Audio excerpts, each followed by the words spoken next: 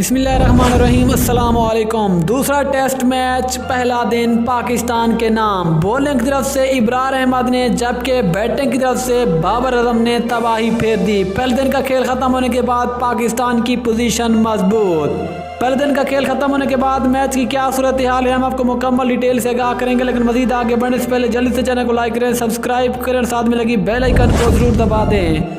दोस्तों, आपको बताते चले कि मुल्तान टेस्ट मैच का पहला दिन अपने इख्तिताम को पहुंच गया है, जहां पर इंग्लैंड ने पहले बैटिंग करते हुए 10 विकेट पर 281 रन बनाए। इंग्लैंड की तरफ से बेन डकेट ने 63, जबकि ओली पोप ने शानदार 60 रन की इनिंग्स खेली। जबकि इनके अलावा इंग्लैंड का कोई भी बल्लेबाज बड़ा स्कोर करने में कामयाब ना हो सका। जबकि पाकिस्तान की तरफ से इब्रार अहमद ने शानदार बॉलिंग की और अपने डेब्यू मैच में 7 खिलाड़ियों को आउट किया।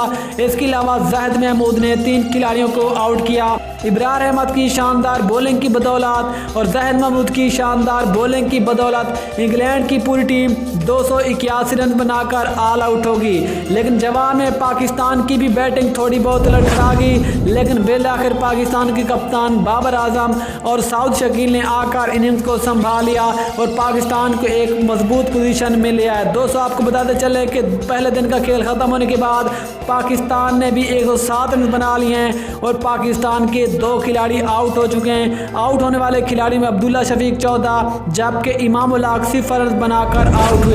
अगर बात करें कप्तान बाबर आजम की, तो बाबर आजम इस वक्त 76 गेंदों पर शानदार 61 रन की इनिंग्स पर नॉट आउट हैं और बाबर आजम की इनिंग्स में 9 चौके और 1 छक्का शामिल है। जबकि उसका साथ दे रहे साउद शकील ने भी शानदार 32 रन की इनिंग्स खेल रखी है और साउद शकील ने शानदार 5 चौके लगा रखे हैं। और अभी भी पाकिस्तान इंग्लैंड से 174 रन पीछे, लेकिन अभी पहले दिन का खेल खत्म हुआ है। दोस्तों, आपको क्या लगता है ये पहला टेस्ट मैच पाकिस्तान जीत पाएगा या फिर नहीं? नीचे कमेंट सेक्शन में ज़रूर बताएं।